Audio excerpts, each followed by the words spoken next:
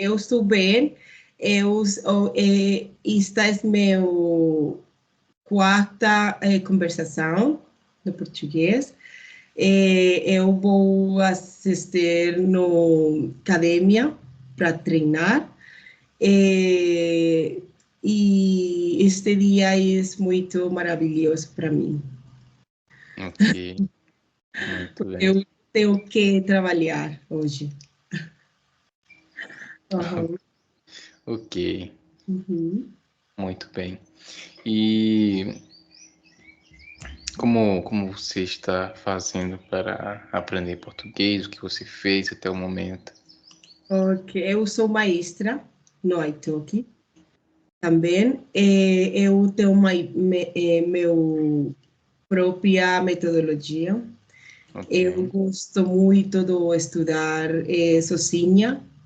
Eu tento de fazer aulas com diferentes maestros no Brasil, porque eu gosto muito de praticar todos os conhecimentos que eu tenho.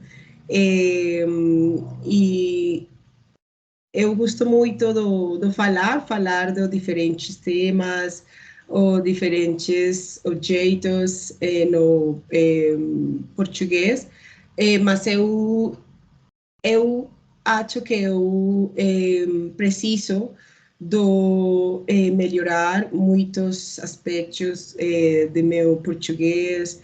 Eu estou tendo muitos erros e eu gosto muito de receber muitas correções.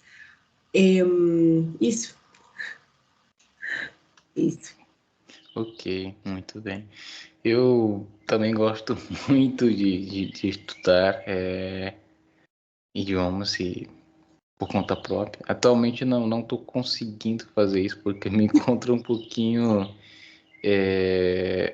saturado, Uhum. digamos assim, e não estou conseguindo estudar os idiomas da maneira que eu gostaria, porque o ideal seria mais ou menos 2 horas a cada dia, Uhum. e é muito difícil ter tempo para se dedicar aos idiomas dessa Uhum. forma, porque além dos idiomas eu gosto muito da música, da arte em geral, mas infelizmente não é fácil ter tempo para praticar todas essas coisas, porque na vida adulta não é tão fácil assim ter tempo para tudo, infelizmente. Uhum. E além de dar aulas de português no iTalk também, tenho as minhas aulas particulares de outra forma, além dos aplicativos, e também ensino espanhol. Não tenho muitos alunos em espanhol, mas também comecei a dar aulas de espanhol Uhum. para brasileiros apenas, não para outros países. Uhum. Você fala espanhol? Mais ou menos, eu posso dizer que sim, porque eu já estou como tentando passar esse conhecimento adiante. Comecei a estudar espanhol já no final da minha adolescência. Eu tinha 17 anos, mais ou menos, ia fazer 18. E isso foi em 2017. Já estamos em 2025, então já faz bastante tempo que eu estou em contato com o espanhol.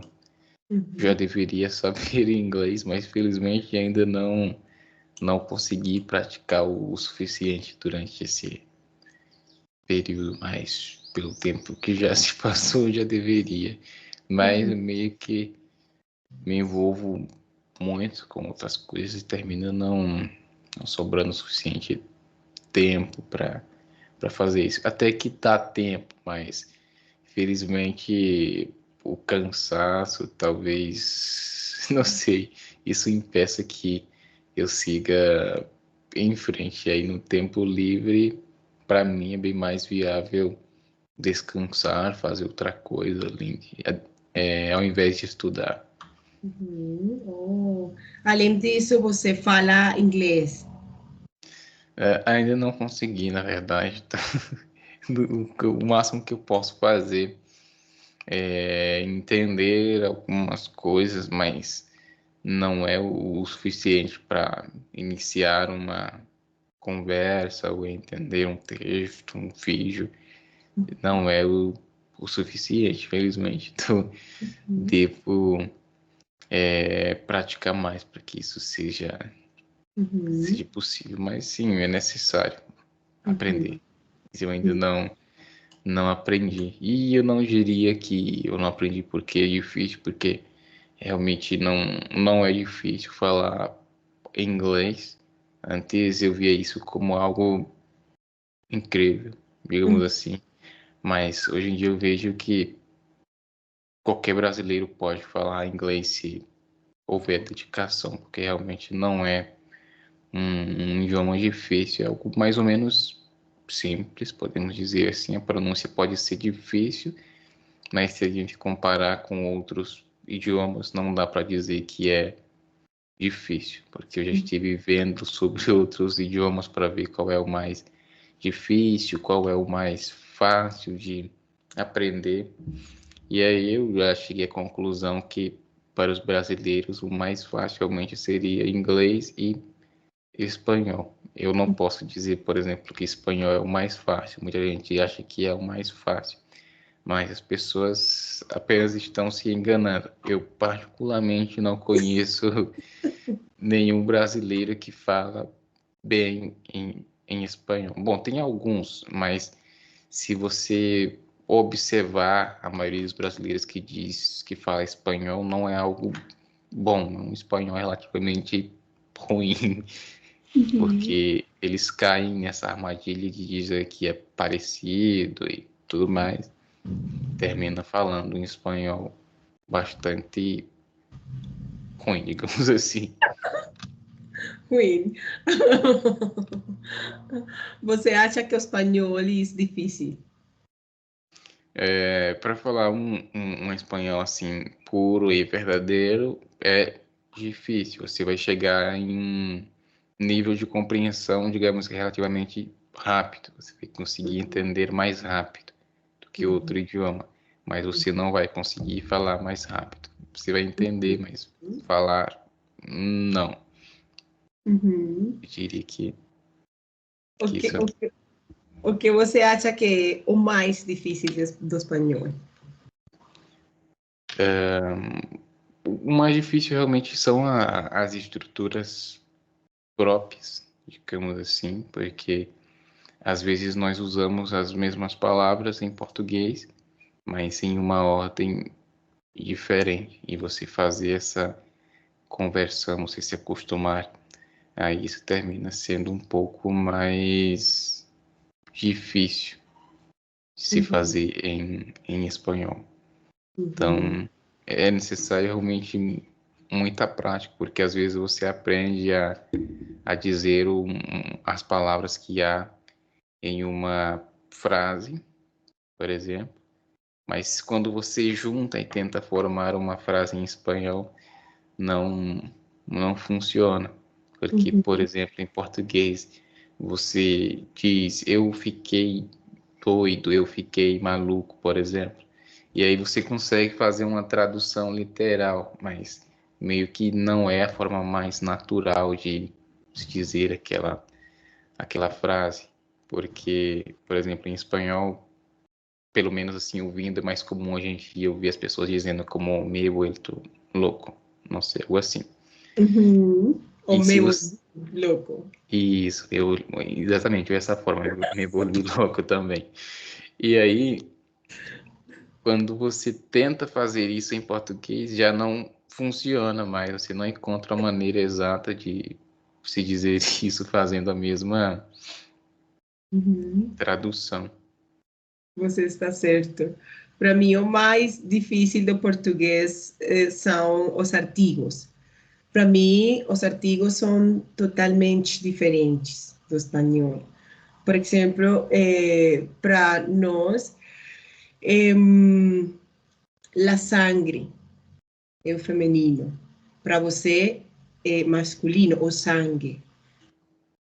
Sim, Isso é muito confuso para mim, muito. Os artigos, a pronunciação, muito difícil para mim. sim, sim. Uhum. E realmente é uma prática assim que leva tempo para você dominar tudo isso. Por exemplo, todas essas palavras eu meio que fui aprendendo de maneira natural, mas até chegar lá você vai errar várias vezes, como isso de la sangre, la nariz, la miel, coisas.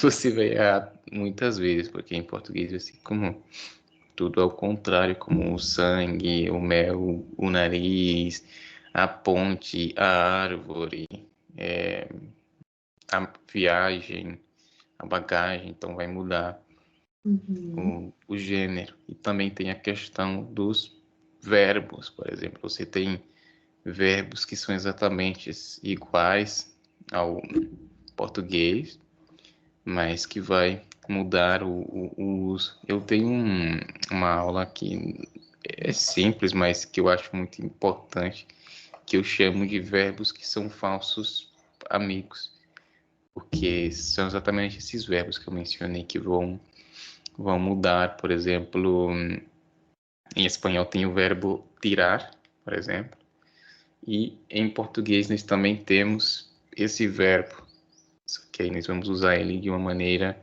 diferente. Então, por exemplo, posso dizer: eu tirei o frango da geladeira, por exemplo.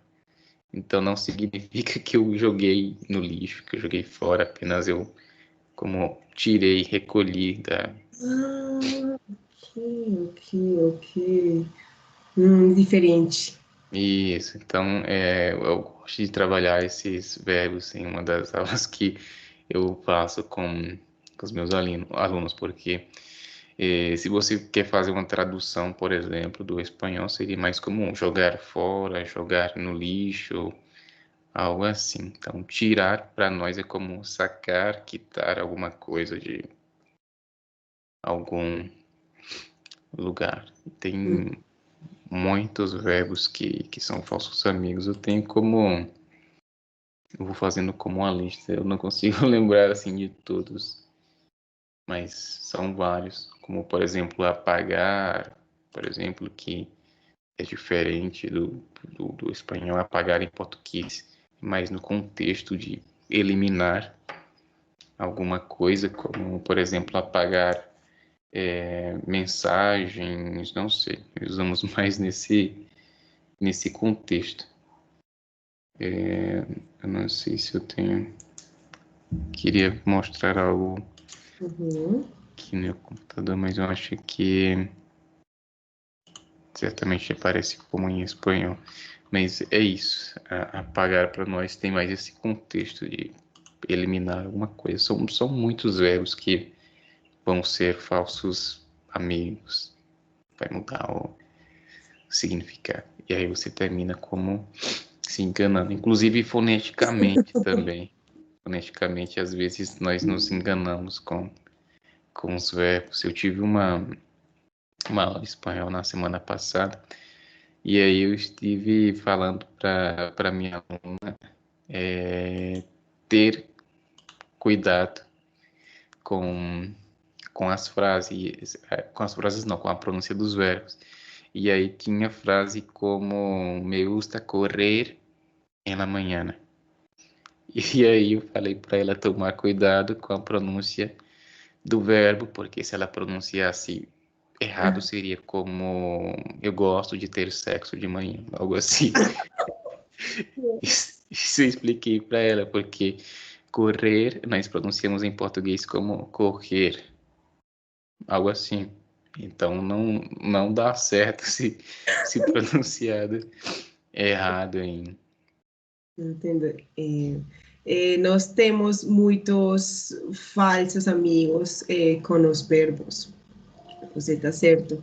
Mas eu gostaria de perguntar para você se espanhol é muito popular em seu país. Eu acho que as pessoas não veem o espanhol como uma primeira opção. Acho que é mais como um segundo idioma, realmente. Então, eu diria que popular porque eu colocaria como em segundo aqui no país. Então, primeiramente, as pessoas aprendem o inglês, se elas querem aprender por ordem de importância, digamos Uhum, assim. uhum, Mas muitas pessoas também terminam aprendendo porque gosta da sonorização do uhum, idioma. Porque se você for analisar os idiomas que soam mais bonito para os brasileiros, por exemplo, certamente vai estar o espanhol, o italiano, estes idiomas. Porque o inglês, por exemplo, é importante, mas se você for analisar como soa o inglês, não é tão atrativo assim. Eu não sei o que você acha, mas uhum. na minha opinião, o inglês ele não é um idioma que é bonito foneticamente para os ouvidos, não tem assim um ritmo muito legal, porque idiomas como espanhol e português, para você falar, você precisa trabalhar a entonação, porque a estrutura do idioma não diz para você se é uma pergunta ou uma afirmação, por exemplo. Você precisa captar essa ideia de acordo com o que é pronunciado, porque a estrutura de uma pergunta e de uma afirmação termina sendo a mesma. E aí você faz como a diferença apenas na fonética, na entonação. Você está certo. Isso. Inglês, não, a pronúncia. Eu acho que isso depende da pronunciação da pessoa. Mas há muitas pessoas que falam inglês, a sonorização é muito ruim, mas, mas eu gosto muito da pronunciação da inglês britânico. Para mim, a sonorização é muito linda, elegante, é límpia. Eu gosto muito da pronunciação do inglês britânico. Ok, excelente. Para mim, até o momento, não há uma preferência, porque como eu não falo inglês, então termina sendo igual, porque isso aconteceu para mim com o espanhol. Eu não sabia, por exemplo, qual país tinha assim um sotaque que eu gostasse mais, porque para o ouvido era mais ou menos a mesma coisa. O que Uhum. mais se distinguia era o espanhol argentino, por exemplo, que é bem mais forte o sotaque. Mas os demais países, como Colômbia, Equador, Venezuela, para mim era como se fosse a mesma Uhum. coisa, praticamente. Não notava assim uma grande diferença. Eu acho Uhum. que já com o português pode ser diferente, porque o português de Portugal ele não é tão claro, digamos assim, para Uhum. quem pelo menos é o que eu noto na hora de compreender as. É que tô meio com vontade de espirrar, perdão. É, eu estava falando que não é tão claro na, na pronúncia, porque, por exemplo, em português brasileiro, nós pronunciamos algo como diferente, sorvete, e os europeus é mais como different, sorvete, não sei, algo mais assim, não tem essa marcação na pronúncia. Não é um mau português, mas não é tão marcado quanto o português do Brasil. É o que eu noto, por exemplo, em relação aos dois portugueses do Brasil e português do Portugal. Uhum. Mas vocês entendem esse português? eu não posso afirmar que 100%, porque eu já assisti como entrevistas com famosos e às vezes tem algumas coisas que não dá para captar 100% devido à conexão Uhum. das palavras serem muito rápidas e tudo mais. Tem uma entrevista de uma cantora que se chama Anitta, Uhum. com uma repórter de Portugal, e ela faz uma pergunta que é muito difícil de entender. Deixa eu encontrar aqui essa parte da entrevista.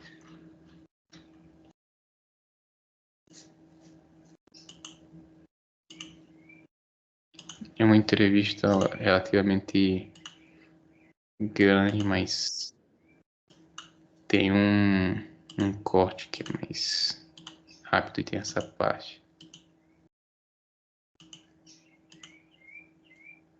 Eu não sei se o seu aí. Deixa eu voltar aqui porque Eu eu não, sou, não estou acostumado a compartilhar por aqui. Eu não sei se eu não tinha compartilhado o som. Porque eu não uso muito o Skype. Uso bem pouco, na verdade. Deixa eu ver. Aí, não fica com a tela cheia perfeita, mas acho que dá pra ouvir. Então, eu trouxe o mesmo cenário que eu fiz no Coachella, porque muita gente queria ver esse cenário, só viu na internet. Minha família foram os primeiros a falar: ai, não, a gente quer ver ao vivo. Então, eu trouxe o mesmo cenário, mas o repertório é completamente diferente. Vou fazer bastante música em português. E quem me ajudou a fazer foram os portugueses. Fiz algumas enquetes no Instagram, mas alguns amigos daqui me ajudaram. E no aeroporto, quando eu posei ontem, ainda peguei uma última dica de umas músicas que eu tava em dúvida para trocar. E aí falei para a menina do aeroporto: depois você fala que foi você que fez essa parte. Com certeza. Não, você não tá entendendo. A gente entrou no camarim agora, tinha figurino para mim de portugueses que mandaram. Aí vai ter uma hora que a minha família entra no palco para brincar comigo, meus amigos, eu vou dar para eles usarem os figurinos. Tô muito feliz. Da outra vez eu consegui trazer minha mãe, agora eu trouxe toda a minha família que tinha um sonho de vir para cá, né? E meus tios, minha avó, o sonho dela era conhecer Fátima. Se amanhã eu não acordar muito cansada, ou depois de amanhã, se eu não acordar muito cansada, eu vou com eles, mas eles vão com certeza. A Anitta é uma das artistas com mais colaborações. Com que artista portuguesa é que faria uma colaboração? Ai, eu vi que o David fez um show bem legal. Vocês falam da... E aí você pode ver que, embora seja o mesmo idioma, ainda tem legendas, para que seja mais fácil para o brasileiro compreender, porque é um ritmo um pouco diferente e algo que eu acho engraçado aqui no Brasil, porque quando tem um português falando em uma entrevista na televisão, por exemplo, eles colocam legendas em português. Então, tem alguém falando em português com legendas em português do que está sendo falado. Então, é bem engraçado isso. Uhum, você está certo, e é engraçado, é engraçado. Mas português do Portugal é muito difícil. Eu acho que eles misturam muito outros sotaques de outros países. Por exemplo, eles usam um pouquinho do francês, um pouquinho do holandês. Eu não, eu não sei, mas eu acho que eles misturam os sotaques. O que você acha dessa afirmação? Sim, na verdade eu não tenho tanta certeza disso, mas talvez sim. Inclusive tem pessoas que dão preferência ao português europeu. Uma vez uma pessoa comentou em um vídeo meu como se tivesse chateado, não sei, com o meu vídeo, não sei porquê, mas eu sempre falo no final do vídeo como se você gostou desse vídeo, deixe o seu gostei, comente, compartilhe. E aí essa pessoa comentou, eu não gostei do seu vídeo, você não é português. Como se o português brasileiro não fosse uma coisa autêntica, digamos assim. Porque para muitas pessoas o autêntico português é o português de Portugal, como o original, o português original.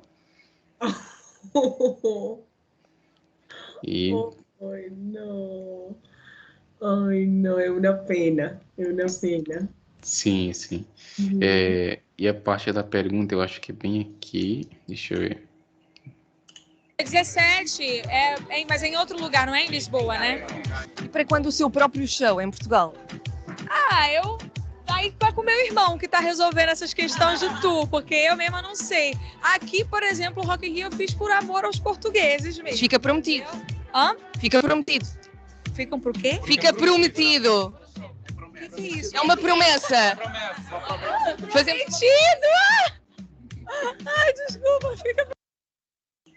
E aí essa pergunta ela não consegue entender, porque como eu falei para você, no português do Brasil é algo que é bem marcado. Nós falamos como prometido. E aí a entrevistadora ela diz como prometido, não sei, como prometido, algo mais assim, mais rápido e não dá para assimilar muito bem. Ela não conseguiu entender. Eu entendo. Elias, estou muito agradecida com você. Você é muito engraçado. Eu gostei muito da sua aula. Eu gostaria de continuar fazendo aulas com você. Eu gostaria implementar mais vocabulário, se você gosta. Eu gostei muito da sua aula. Muito obrigado. Eu gosto muito de aulas mais livres. Hoje eu não fiz correções praticamente, mas eu gosto mais de escrever pelo chat, por exemplo, porque eu gosto que a pessoa se comunique de uma maneira mais fluente, digamos assim, porque se a gente fica o tempo todo ensinando como palavras durante o momento que a pessoa está falando, fica uma coisa um pouco cortante, interrompida, não acho tão legal. Então, eu gosto de fazer como correções pelo chat, por exemplo, a pessoa comete um erro, eu prefiro escrever, por exemplo, você não cometeu tantos erros hoje, mas o principal eu diria que foi realmente essa palavra, que em espanhol termina sendo uma palavra um pouquinho mais grande, e em português é uma palavra mais curta, apenas erro. É um erro bem clássico, às vezes é bem comum que os alunos dizem como errores, algo assim, ao invés de erro. É algo mais comum realmente de acontecer. Quando meus alunos dizem errores, eu lembro muito da palavra como horrores, algo assim. Horrores, Que eu acho que fica bem similar foneticamente. Em português apenas usamos essa forma, erro. Você está certo. O que você acha do meu português? O que você recomendaria para mim? O que eu necessito reforçar? O que você acha, em geral? Bom, no geral, o seu português, ele tá bom, dá para ver que você está aprendendo. O que falta, eu não sei se você vem fazendo isso, mas eu diria que se você já está fazendo, você só precisa continuar, que é a prática constante, realmente. Ouvir vai ajudar muito, porque o seu ritmo de fala ele vai melhorar, digamos assim, você vai conseguir como conectar melhor as palavras, controlar o ritmo da sua fala e tudo mais. O português, ele é um idioma mais tranquilo. Às vezes as pessoas dizem que o português, ele é rápido, o português do Brasil, por exemplo, mas o português, ele termina sendo um pouco mais lento do que o espanhol. Eu digo isso porque eu sinto que quando eu falo em espanhol, às vezes é um pouco mais rápido do que o português, embora eu não seja um bom falante de espanhol, mas termina sendo um pouco mais rápida a conexão das palavras e tudo mais. E é isso, é apenas continuar para continuar evoluindo na pronúncia e tudo mais. A sua pronúncia também está boa, está ok. Não tem nada assim que impeça a sua comunicação. Mas se o que você busca é evoluir cada vez mais, o único caminho é esse, realmente falar e ouvir bastante. Uma coisa que é muito legal para praticar os idiomas, principalmente o português, nem todo mundo tem tempo de fazer isso, mas por incrível que pareça, são as telenovelas, porque são longas e durante esse período você vai se acostumando com o vocabulário e com o som. Realmente dá tempo você aprender as expressões, porque se você assiste um filme, por exemplo, acontece tudo muito rápido. E se você quer aprender, você precisa, como, de repente, rever alguma coisa. E as telenovelas, por exemplo, se você perde algum detalhe, alguma expressão hoje, talvez se repita no próximo capítulo, em algum momento vai se repetir aquela mesma expressão, a mesma palavra, e você vai aprendendo mais. Eu, por exemplo, não assisto telenovelas em português. As últimas que eu assisti foram novelas mexicanas e me ajudou muito com o vocabulário. Uhum. O vocabulário, e eu acho também com a pronúncia foi bem útil essa prática. Às vezes não é nem questão assim de gostar, se você procura aprender e você tem tempo, vale muito a pena tentar. Você está certo, Elias. Obrigada. Obrigada. Tenha um bom dia. Muito obrigada por nossa aula. Por Ok? nada, foi um prazer conhecê-la. Até a próxima. Tchau, tchau. Uhum, tchau.